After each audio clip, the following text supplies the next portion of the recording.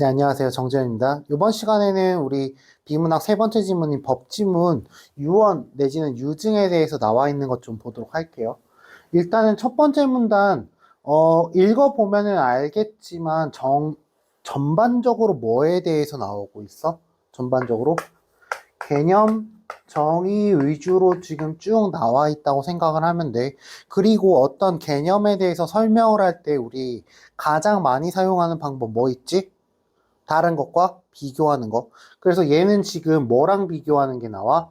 유증과 첫 문단 마지막 문단 보니까 그래서 유증과 증여는 모두 의사표시를 기반으로 하는 법률 행위이지만 유증이라는 건 단독 행위고 증여는 계약으로 분류되는 거 어떻게 공통점과 차이점에 대해서 얘기하고 있는 거 확인하면서 유증이라는 거에 대해서 본격적으로 다루고 있는 지문이구나라는 거 확인할 수 있을 것 같고 그러면은 우리가 당연히 뭐에 대해서 봐야 되겠어? 유증이란 무엇인가에 대해서 봐야겠네. 그러니까 보니까 유언으로 재산을 넘겨주는 것을 유증이라 하는데 라고 되어 있는 거 확인해야 될 거고 요거 아마 전체적으로 지문 계속 보면서 헷갈릴 수도 있고 사실은 개념 잡기 되게 어려운 건데 뭐냐면은 우리 유언은 되게 많이 일상적으로 쓰는 용어란 말이야. 그런데 유증이라는 표현은 아마 대부분 처음 들어봤을 거고 그런데 유증과 유언이 그럼 어떻게 다른 거지라고 생각을 하는 게 제일 이 지문을 보는데 가장 핵심이었다고 생각이 들고 유언이라는 거는 뭐야? 말 그대로 법률 행위 그 자체야. 그런데 유언으로 재산을 넘겨주는 거 여기에 포인트가 되어 있는 거지.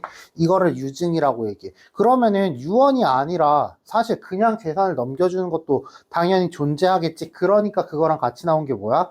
바로 증여가 나왔다고. 증여라는 거는 유언으로 하는 게 아니라 어때? 살아 있을 때 그냥 재산을 넘겨주는 거를 우리가 증여라고 얘기를 하는 거고 증여 같은 경우에는 여러분들이 사실은 이거 처음 보는 개념이면 안 되는 거야. 음, 이거 이 지문도 그렇고 사실 이 시험 같은 경우에 뭐라고? 작년 수능에서 보여줬던 특징 중에 하나가 잘 보여진 시험이라고 얘기했어. 어떤 거? 기존 기출에 대한 학습을 되게 중요시하는 거 필요하다고 얘기했었지. 우리 증여 같은 경우에 언제 나왔었어? 예전에 우리 법률 지문 나왔을 때 보기 문제 증여에 대해서 얘기하면서 증여는 뭐를 뭐 필요로 하지 않는다, 변제를 필요로 하지 않는다, 아니면 필요로 한다 가지고서는 내용일치 문제 나왔던 거 나왔었지. 그거 좀 떠올렸으면 되게 좋았을 거라고 생각을 해. 그 다음에 자, 이 문단 넘어가가지고 그래서 유언이라는 게 의사표시는 법이 규정한 일정한 바에 따라 이루어져야 한다라고 되어 있네. 그래서 지금 뭐에 대한 얘기야? 유언에 대한 이야기를 하고 있는 것 같아. 뭐에 대한 이야기는 그럼 아니라고 우리 생각할 수 있어? 유증에 대한 이야기는 아니겠구나라고 생각을 할 수가 있고 이걸 보면은 더 확실해지는데 유언이 먼저 단계가 있고 그 다음에 이거에 따라서 뭐가 이루어져? 유증이 이루어지는구나 라는 것을 확인하면서 단계적으로 우리 개념 정리하는 거 확인하셔야 된다고 보고요. 그래서 유언의 의사표시에 법이 규정한 일정한 바가 무엇인지 설명되어 있는 게 두 번째 문단의 내용이라는 거 바로 정리가 될 거라고 생각을 해. 그 다음에 세 번째 문단. 우리 민법은 유언의 자유를 보장한다라고 되어 있는데 자 지금 중요한 거 여기서 좀 중요한 거 얘기할게. 앞에 두 번째 문단에서는 뭐에 대한 얘기하고 있었어? 유언의 방식에 대한 얘기하고 있었어. 그치? 그런데 지금 세 번째 문단에 갑자기 유언의 자유를 보장을 하는데 그러면은 착각하면 안 되는 게 뭐야? 이 유언의 자유 같은 경우에는 법이 정하는 방식에 따라 이루어져야 되는 유언과 다르게 다른 부분에 대한 자유라는 거를 우리가 여기서 문단이 다르니까 당연히 다른 부분에 대한 자유겠구나 라고 확인할 수 있어야 되고 그래서 이게 뭐에 대한 얘기야? 지금 그 법이 정한 방식 말고 나머지에 대한 자유고 어때? 내용에 대한 이야기들 그 다음에 자유롭게 언제 할 수 있는지랑 그 다음에 철회도 할 수 있다라는 얘기. 혹시 요즘에 최근에 가장 핫한 드라마 뭐야? 눈물의 여왕. 거기서 거기서 김지원이 어떻게 했어? 결혼하기 전에 유언장 남겼다고. 어떻게 자기 남편한테 상속하지 않겠다고. 그래서 왜 잘해주기로 했어? 유언장 고쳐 쓰려고 했잖아. 그거야 이거 딱 그거 좀 떠올렸으면 좋겠는데 고3들이 이거 드라마 보고 있으면 안 되긴 하지. 오케이? 일단은 그렇고요. 그래서 유언으로 재산 처분의 내용과 방식을 정할 수 있는 거 얘기 나와 있고 법정 상속인의 상속인으로 지정할 수도 있고 법적으로 아예 비율도 상속분도 다르게 할 수 있고 다 어때 나머지는 자유라고. 뭐만 다르게? 유언의 방식과는 다르게. 오케이? 자, 그 다음에 4문단 상속이라는 거. 자, 그러면은 이제 그러니까 이렇게 생각을 하면 돼. 우리가 언제 유언을 어쨌든 유언은 언제 하는 거야? 살았을 때 하는 거잖아. 그치? 죽은 사람이 의사표시를 할 수 있어 없어? 죽은 사람은 아예 이미 죽었는데 의사표시가 불가능하다고. 그런데 그럼 자, 유언을 했다고 하면은 그게 유증이 되기 위해서는 이 사람이 어떻게 돼야 돼? 죽어야 될 거 아니야. 사망이라는 얘기가 나오는 거고. 그래서 사망을 하게 되면은 뭐가 나타나? 상속이라는 게 이루어진다고. 그래서 상속의 개념에 대해서 얘기하는 거고, 요거 사실은 좀만 재밌는 얘기 잠깐 하자면은, 이 포괄적 승계라는 얘기가 지금 여기서 사실은 대충 나오고 있거든? 그래서 여기 사실 이 지문이랑 상관없는데 그런 게 있어. 내가 몰랐던 재산이 있는 거야. 내가 몰랐던 재산이 있으면은 그거는 그러면은 상속이 될까 안 될까? 몰랐던 재산조차도 어때? 포괄적으로 상속이 된다고. 아, 물론 이거 지금 대법원 판례는 없어. 내가 알기로는. 대법원 판례는 없고,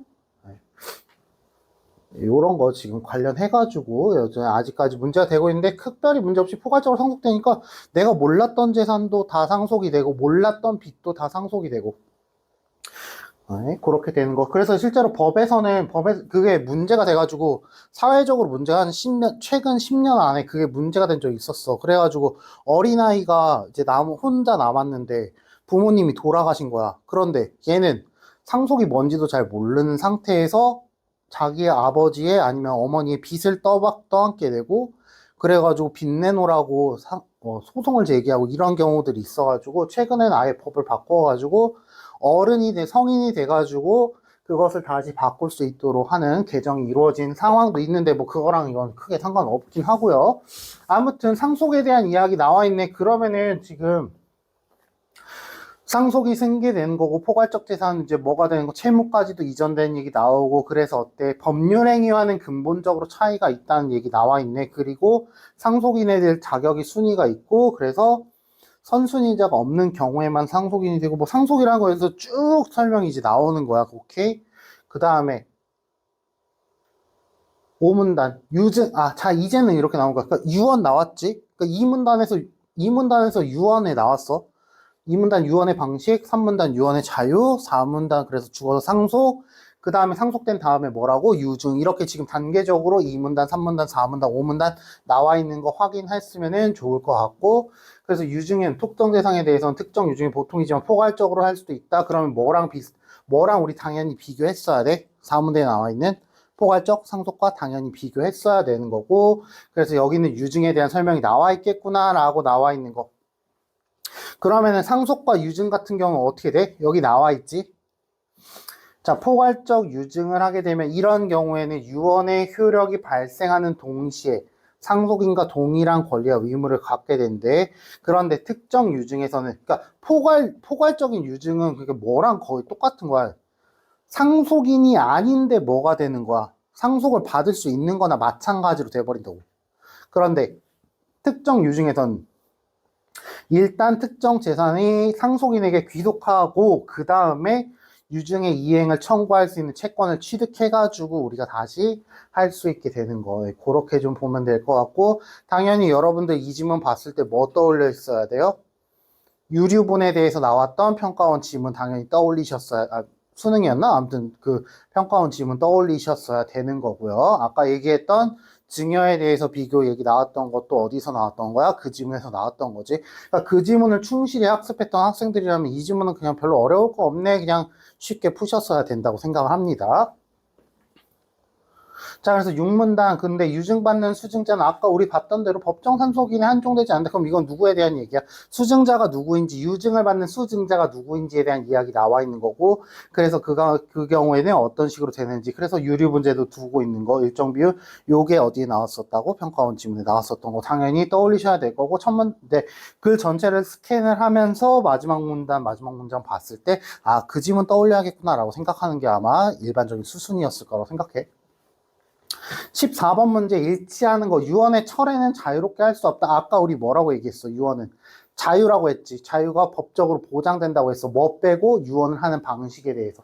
그럼 철회하는 방식에 대한 얘기 아니니까 당연히 틀린 얘기일 거고. 그 다음에 상속의 대상 채무를 제외한 피상속의 현치상. 아니 아까 뭐라고 얘기했어? 포괄적으로 이전된다고 얘기했지. 그러니까 채무도 합쳐서 이전이 되는 거고. 3번 계약은 원칙적으로 말로만 합의해도 유효하게 성립할 수 있다. 이거 뭐에 대한 거 비교하는 얘기야?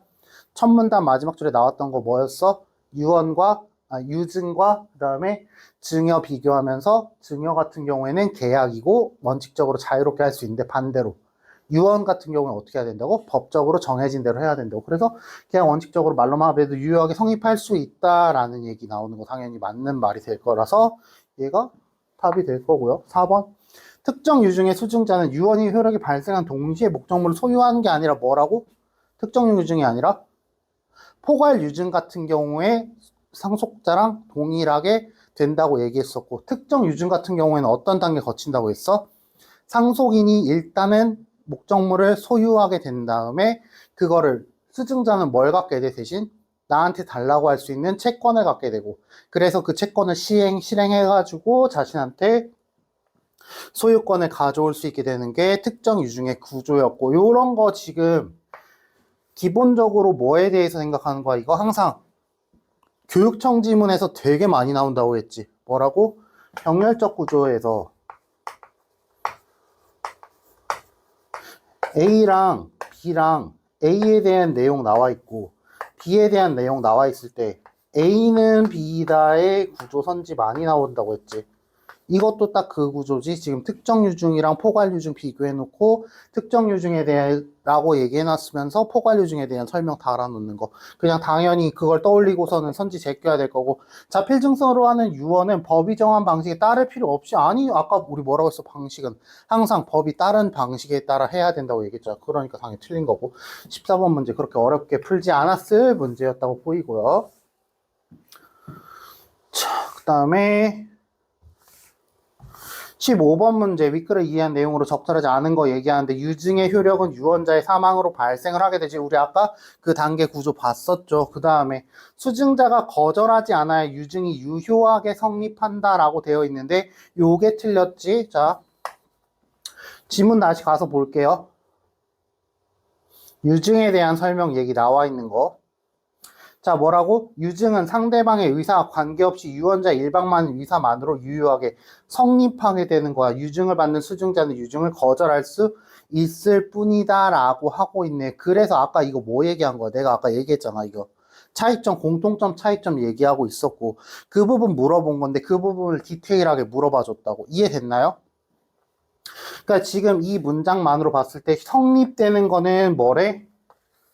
유언을 하게 되면은 성립이 되는 거. 그런데 나 안 받을게 괜찮아 라고 얘기하는 것만 가능하고 유증 자체가 성립 안 되는 건 아니라는 거지. 왜? 유증은 누구에 의한 거니까 유언자에 의한 의사표시로 성립이 되는 법률 행위라고 돼 있으니까.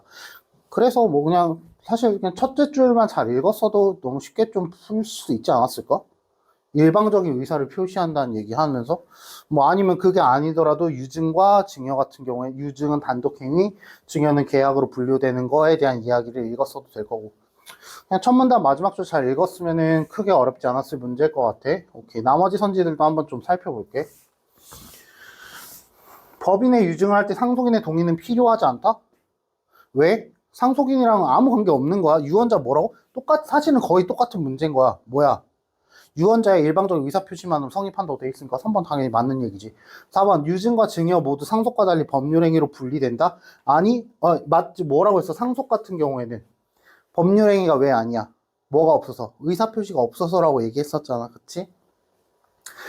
근데 다만 얘네 둘 다 뭐야? 얘는 일방적인 의사표시, 얘는 쌍방의 의사표시. 오케이? 증여는 상대방의 승낙이 없으면 효력이 생기지 않는다. 그렇지, 맞는 말이었지. 그래서 계속 유증, 그 다음에 증여 계속 비교하는 거 서로 병렬적인 구조에서 비교하는 지문 확인하시면 될 것 같고요. 16번 기억의 예로 가장 적절한 것은 이라고 되어 있네. 자, 그럼 기억 내용 다시 한번 읽어보자. 자, 보니까 유증으로서 배우자나 자녀에게 법정 상속분과 다르게 재산을 물려줄 수 있다라고 되어 있네. 자, 이거 뭐라고?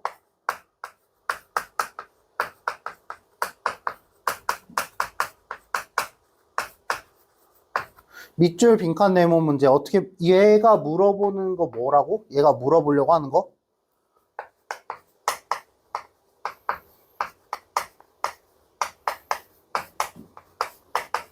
주변 문장 간의 관계 물어보려는 문제라고 얘기했지. 그래서 어떻게 풀어간다고?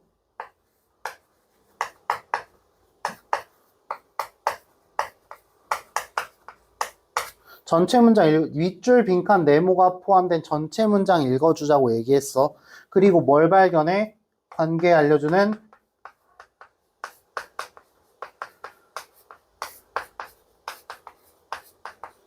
관계 표지 발견하는 거 얘기했어.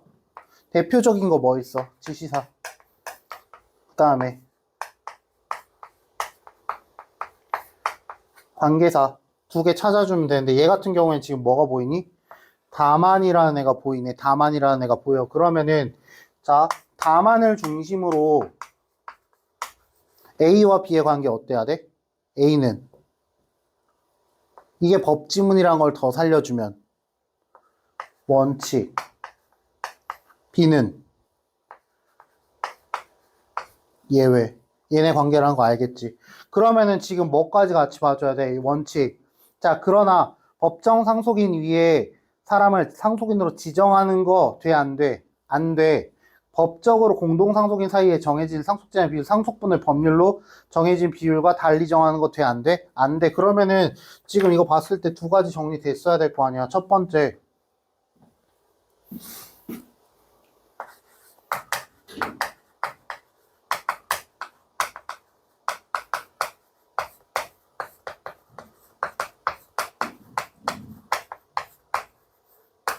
다른 사람 지정하는 거 안 되고, 그 다음에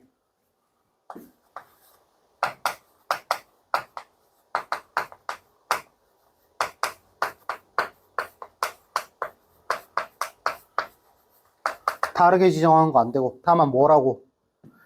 유증으로서 배우자나 자녀에게 법정 상속분과 다르게 재산 물려줄 수 있대.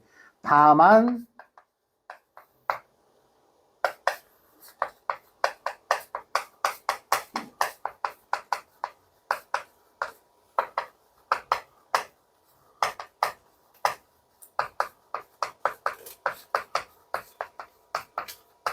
이건 된다고. 이거 여러분들이 아직 어려가지고 솔직히 무슨 얘기인지 되게 잘 모를 것 같은데 우리 일상에서 상식적으로 여러분들이 상식적으로 생각을 해봐도 되게 그럴싸한 얘기거든. 뭐냐면은 이제 이렇게 생각을 해봐.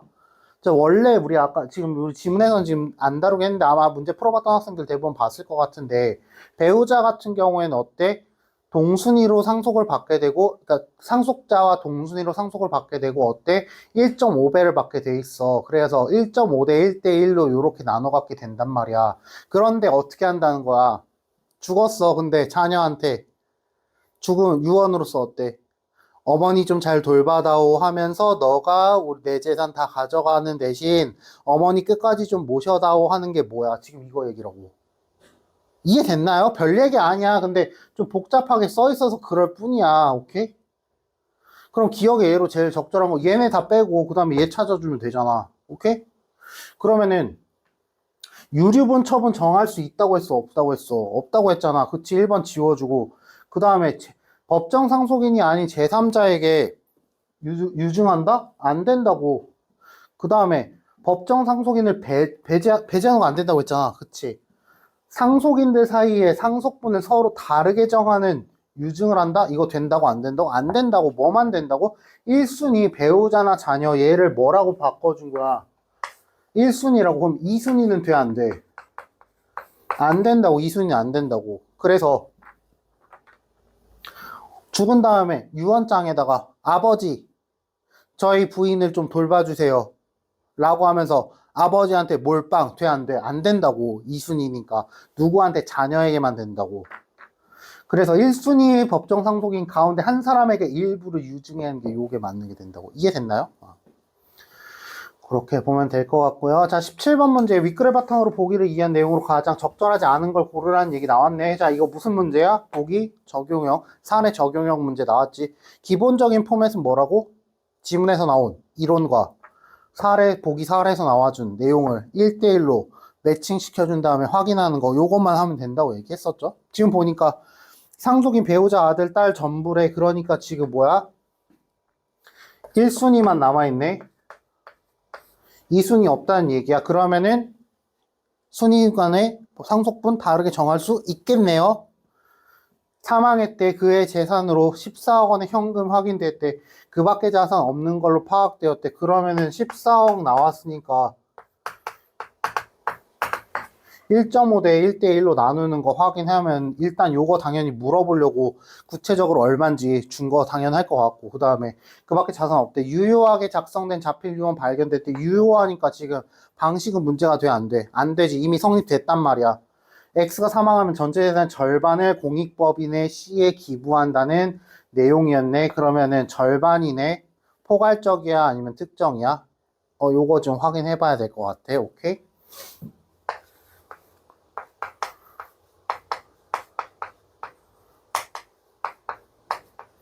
요 문제 확인해 보셔야 될 것 같고요. 아마도 특정 재산으로 보이긴 하는데, 특정 재산이라고 하면 이거라고 딱 원래는 뭐 아파트가 있고 현금이 있다라고 하면 아파트는 이라고 되어 있을 때 특정 유증이라고 되는 것 같은데, 얘도 그렇게 볼 수 있는지 우리가 좀 볼 필요 있을 것 같아. 아무튼 자, 그래서 지금 선지를 보니까, 자, 전형적인 사례 적용형 선지인 거 어디서 보여? 문제인 거 선지에서 보이지? 어때? 채무가 있다면, 채무가 없다면. 오케이? 이렇게 되는 거 확인할 것 같고요. 그 다음에 옳지 않는 거 고르는 문제니까 다 채무를 물어주는 일이 생길 수 있다. 이거 사실 그냥 되게 채무를 물어줘야 한다가 아니라 물어주는 일이 생길 수 있다라고 돼 있잖아. 얘가 고민하지 말라고. 얘가 고민하지 말라고. 생길 수도 있지 않나? 1%의 가능성이라도 있으면 맞을 거 아니야. 그러니까 요런 선지들 지금 너무 고민할 필요 없고, 일단은 자, 그럼 그 지유한 재산, 얘가 그러니까 특정 유증이냐 아니면 포괄 유증이냐 그거 좀 생각을 해볼 필요가 있고, 공익법인 C는 X에게 채무가 있다는 이유를 들어 수령을 거절할 수 있는데, 이게 이유가 꼭 아니더라도 어때? 유증 같은 경우에는 우리가 뭐라고 얘기했어? 거절할 수 있다고 했지. 얘는 그냥 당연히 맞는 말이야. 그러니까 이거에 대해서 고민을 하면서 여러분들이 지문을 찾아봤다고 하면은 문제 어떻게 해? 지금까지 잘못 풀었다고. 왜 잘못 풀었어? 앞에 문제가 있었잖아. 앞에 문제가 있었잖아. 효력은 그냥 발생을 하는데 뭐만 가능하다고. 거절하는 것만 가능하다고. 그 얘기가 있었으니까 이거는 그냥 고민할 필요가 없었어야 돼. 얘 고민하고 있었으면 안 돼. 3번 선지. X에게 채무가 없다면 A, B가 법정 상속분에 따라 상속받는 재산의 합은 배우자가 상속받는 재산보다 많다. 왜? 자, 합이야. 1.5대 1대 1이니까 두 개 합쳐서 2니까 얘보다 많네. 오케이. 이건 되는 거고. X에게 채무가 없다면 상관없는 거지. X의 부모가 있는 경우 아들 A, B의 법정 상속분은 줄어들지만 왜? 왜 줄어들어? 왜 줄어들어? 몇 순위? 그러면 2순위는 언제만 된다고? 선순위가 없는 경우에만. 근데 2순위인데 왜 돼? 야, 아무 상관없는 사람이라고. 그럼 줄어들 일이 있어 없어? 없다고 상관없어요. 그래서 답이 4번인 거고. 그 다음에 X에게 채무가 없다면 법정 상속분에 따라 상속이 이루어졌다고 할 때 공동 상속인들 가운데 아들 같은 금액 상속받게 된다. 왜 1대1이니까 이거 물어보는 거고. 그러면은 만약에 혹시나 여러분들 요거 3월 모의고사 시험 갖고서는 내신에 본다. 뭐 1학년이나 2학년은 그럴 가능성 생각보다 있을 것 같아. 선생님이 문제 뭐 내실까? 채무가 얼마가 있다면 준 다음에 뭐 숫자 갖고 지금 아까 우리 생각했던 것까지 안 나왔어. 근데 숫자 갖고 계산시키는 거 나올 수도, 내신에서 충분히 나올 수도 있다고 봐. 그래서 그 정도 문제로 생각을 하면 될 것 같고요. 물어주는 일 생길 수도 있는 거였고. 오케이. 이렇게 해서 우리 지문 마무리하면 될 것 같습니다. 네, 정재현입니다. 그러면은 고전소설도 한번 같이 보도록 할게요. 우리 고전소설 봤을 때는 가장 먼저 해줘야 될 작업이 뭐다? 처음부터 끝까지 읽어주는 게 아니라 뭐라고? 사람과 사람 이름 체크하고 대화 내용 체크하는 거. 그럼 같이 한번 해봅시다. 여러분들이 시험지에 임금왈 얘기하고 그 다음에 화신 얘기하는 거 쭉 어디까지야? 그렇습니까? 오늘 업사옵니다. 여기까지 화신이 쭉 얘기하는 거네. 그 다음에 임금에서 명을 받들고 완대수가 한 게 임금이 놀라서 형제. 그 다음에 얘는 보니까 신의 형제라고 하는 거 보니까 이거 누가 얘기하는 거야? 안대호가 하는 얘기네. 옆에 안대호 이렇게 적어놔줬으면은 좋을 것 같고. 그래가지고 요 얘기하는 거 안대호가 하는 얘기. 그 다음에 임금이 칭찬하는 거 얘기하면서 아직한후에서 올리고 행장을 차렸다라고 되어 있는 거 먼저 정리되어야 될 첫 파트. 그 다음에 중략 부분 줄거리 보니까 안대호 형제 중략 부분 줄거리 중요하다고 얘기했어. 왜 중요하다고 얘기했어? 왜? 중략 앞뒤로 어때? 끊긴다고 얘기했지. 아예 다른 얘기라고 생각을 해도 좋다고 얘기했어. 그래서 보니까 변방 오랑캐 물리치라는 명 받아서 갖고 형제가 명망을 얻은 다음에 화신이 누명을 씌우고 이로 인해 안대수는 죽고 안대우는 귀양을 가게 된다고 돼 있네. 그러면은 이제 우리 뭐 할 수 있는 거야? 첫 번째 파트에서 누가 지금 안대우 보고 가라고 얘기했어? 화신이 한참 길게 얘기했잖아. 화신이 얘기했잖아. 그러면 이거 뭐 하려고 하는 거야? 안대우를 죽이려고 하는 위험한 대로 몰아넣는 얘기 하는 거야. 그러니까 지금 임금이 놀라서 야 너네 둘 다 가면 어떻게 거기 위험한 데인데 라고 얘기를 하고 있는 부분이구라는 거 우리 요 중략부분 줄거리 보면은 알게 될 거고요. 안대순 죽고 안대우 귀양 가게 됐어. 그 다음에 에주테스 만천길 화신한 패를 그러면서 화신이 회답하되 그 다음에 만천길이 얘기하고 있네. 그 다음에 여화 얘기하고 있네.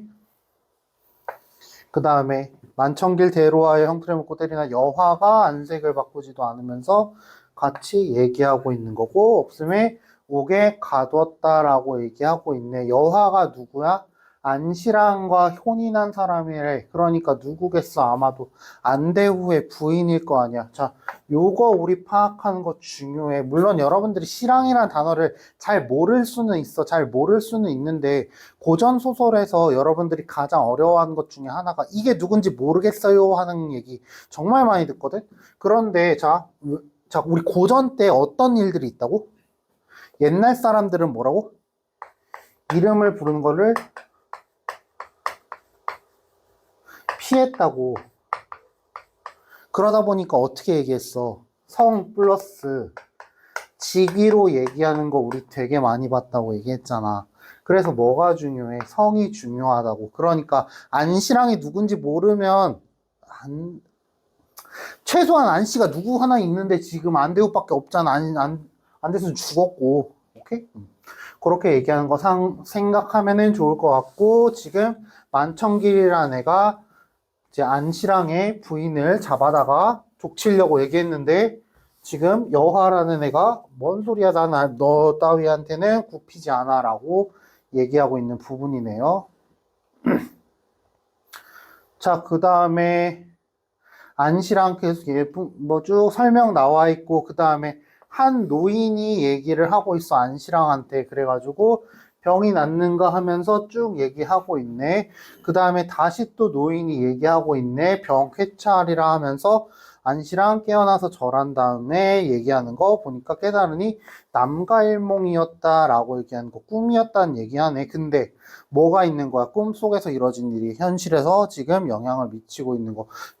고전 소설에서 어때?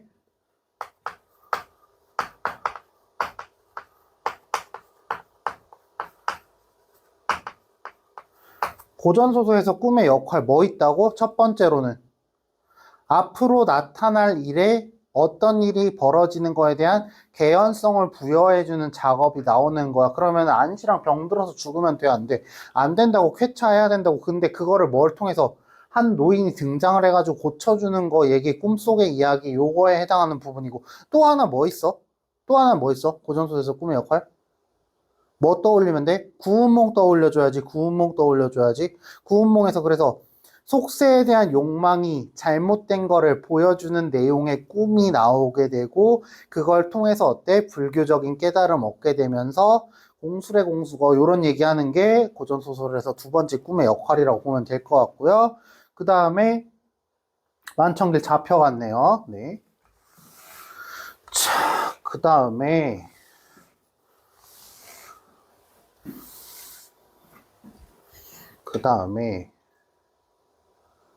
자, 내가 왜 여기서 잘랐을까?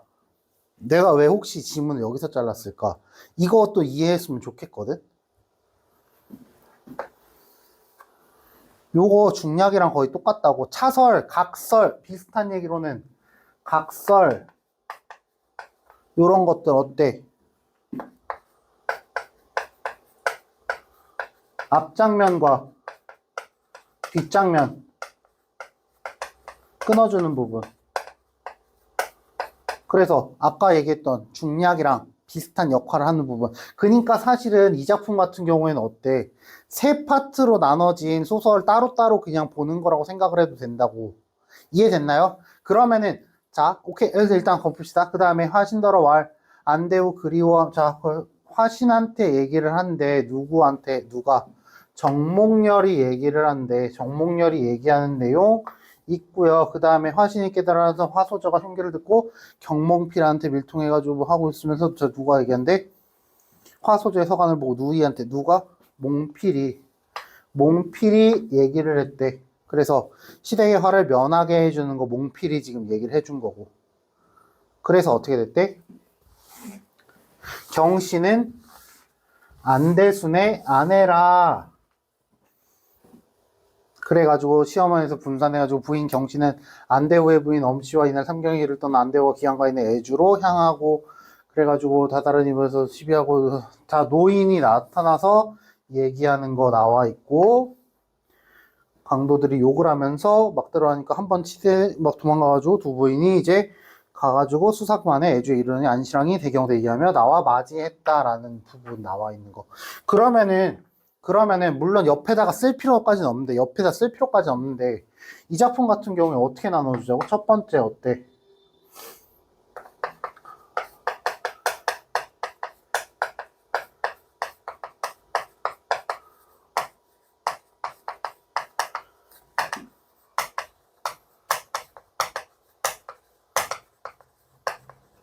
화신의 계략으로 오버랑케 토벌 나선 형제 얘기 나와 있는 파트 있고 두 번째는 아까 누구였지? 뭐 만청길이 그지?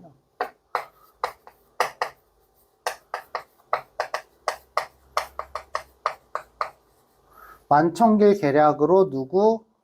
여화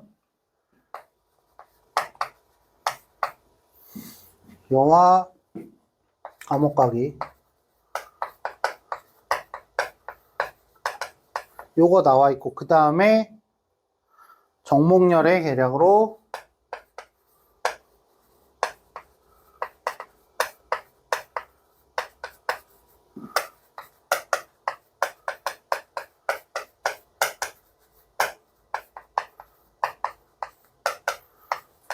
요거 나와 있고 그 다음에 마찬가지로 한 편 요렇게 나와 있는 거 그러니까 여기 네 파트로 나누는 게 맞겠다. 여기서 요걸 네 번째로 두고 세 번째에다가 꿈에서 노인 만나서 병 치료하는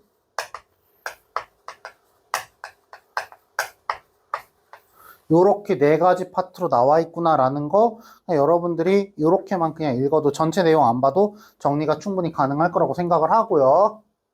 자, 그러면은 이제 본격적인 문제들 좀 더 얘기할 건데 제일 먼저 33번 문제부터 먼저 좀 보도록 할게요. 학생들 좀 어려워했던 게 요 작품 같은 경우에 학생들 어려워했던 게 특히 마지막 파트에 사람 얘기 이름들이 엄청나게 막 나오면서 사람들 이름이 막 나오면서 뭐 부인 누구 부인 나오고 누구 부인 나오고 시부모님 나오고 뭐 하면서 애들 어려워했던 거 33번 문제. 그래서 요거 좀 한번 봐볼게. 지금 보니까 애주의 태수 왕정윤 관리권을 이용해서 만청길 파면하고 여화를 풀어주었다 나오네. 그러면 얘는 몇 번째 파트 얘기를 하는 거야? 두 번째 파트 얘기를 하는 거지. 그럼 두 번째 파트 얘기 가가지고 한번 봅시다. 여기네요. 그죠? 그래가지고 자 제일 마지막에 태수 대답할 말이 없음에 목에 칼을 씌워 옥에 가두었대. 자 애주 태수 만청길 얘기 요렇게 나왔네. 그 다음에 지금 아까 지금 보니까 여기 애주태수의 왕정윤. 그럼 왕정윤? 왕정윤은 어디 있을까를 좀 봐야겠네. 지금 보니까 여기 나왔네요. 왕정윤에게 서울의 벼슬을 주어 불러 올린다고 했잖아. 그럼 아예 여화 얘기 나오는 파트가 안 나오는 데잖아. 내가 아까 그래가지고 고전소설 때 맨날 뭐라 그래. 파트끼리 묶여버리면은 얘는 그냥 무조건 틀린 거라고. 오케이? 그래가지고 1번 틀린 거 확인할 수 있을 것 같고요. 그 다음에 운수선생 위험 예견하고 소상강변 가서 부인 경씨를 위기에서 구해주었다. 운수선생이 지금 어디에 나오는지 보자. 경씨 얘기 나오는 거는 여기 파트에 나오지. 그래서 운수선생 여기 나오는데 나한테 이 사연을 이르며 가 구하라고 했다. 운수선생이 직접 간 게 아니라 다른 사람한테 시켰잖아. 그러니까 2번 틀린 거지. 얘가 직접 간 거 아니니까. 3번 선지 화소전은 다른 가문의 인물이 꾸민 계략을 자기 가문의 인물에게 알려줌으로써 안대우를 도왔다. 화소저 얘기 마지막 파트에 나오던 얘기였죠. 그래가지고 화소저 여기 나왔지. 그래서 화신이 깨달은 화소저가 흉계를 듣고 경몽필에게 밀통했네. 몽필은 화신 몰래 화소저와 사랑하는 사이네. 누구한테 알려줬다? 경몽필한테 알려줬다고. 뭐 성이 다르잖아. 그럼 자기 가문 인물이야. 아니야. 아니잖아. 그럼 3번 틀린 거고. 이런 걸 고르고 있어. 경몽필은 자기 가문의 인물에게 들은 이야기를 이거 사실 미묘하게 주긴 한 건데 액에서 들은 이야기를 전달해서 엄씨가 위험에 빠지지 않겠냐잖아. 그러면은 지금 어떻게 돼? 자기 가문에 누구한테 근데 들었어 우리? 화소조한테 들었잖아. 얘가 틀리면 이게 같이 답이 돼서 얘는 그냥 무조건 두 개 틀린 거라고요. 무슨 이런 자, 그 다음에 노인이 어때? 아까 그래서 5번이 답이 되는 거지. 신이야 능이 어때? 한 번 팡 치니까 다 터져 나갔잖아. 그래 어때? 한 번 팡 치니까 내정병력이 진동하며 소년이 구름 속에 내려와 강도등을 결박해가지고 다 메고 가게 되고. 네, 그렇게 돼서 신이야 능력 발휘해가지고 애수의 갈수를 도와주는 거. 그래 가가지고 이제 안시랑 아니었나? 안시랑을 만나게 되는 장면 나오지. 오케이.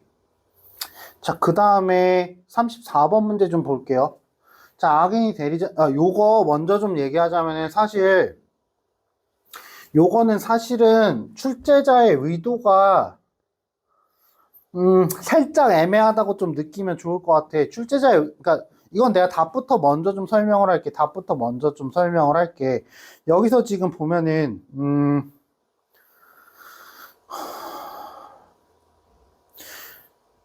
그러니까 지금 여기가 지금 좀 잘 잘렸네요. 일단 5번이 답인데 5번 선지에 보면은 만청길이 가족을 잡아들이고 정몽열이 가족의 급습을 도모하는 거에서 악인의 대리자가 선인 가문의 몰락을 주도하는 방식으로 갈등 상황을 입체화했다라는 얘기 나와 있어. 그러면은 자 일단 선지부터 봅시다. 선지부터.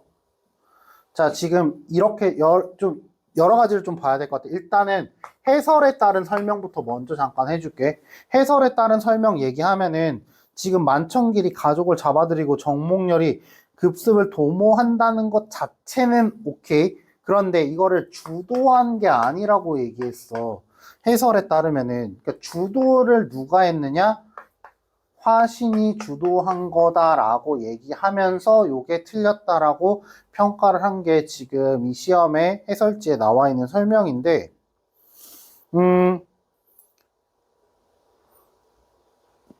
주도했다는 표현을 가지고서는 이거를 평가하는 게 과연 맞을까라는 생각이 사실 들긴 하거든? 그런데, 이런 차원에서 좀 보면 될 것 같아. 이런 차원에서 보면 될 것 같아.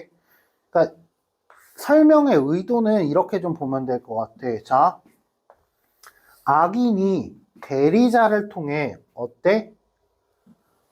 선인 가문의 몰락을 주도하잖아. 그러면 여기서의 악인이 누구야? 화신이고 그 다음에 대리자가 누구야? 만청길이랑 정목렬이라고. 근데 그러니까 이 문제가 이렇게 그러니까 해설의 의도는, 그러니까 출제자의 의도 자체는 악인이 화신이고, 그러니까 대립하는 악인이 화신이고 얘네들은 똘만이니까 대리자 역할을 하는 거야 라고 하고 있는데, 우리 지문 사실 읽어보면 어땠어? 얘네들이 먼저 얘기했잖아.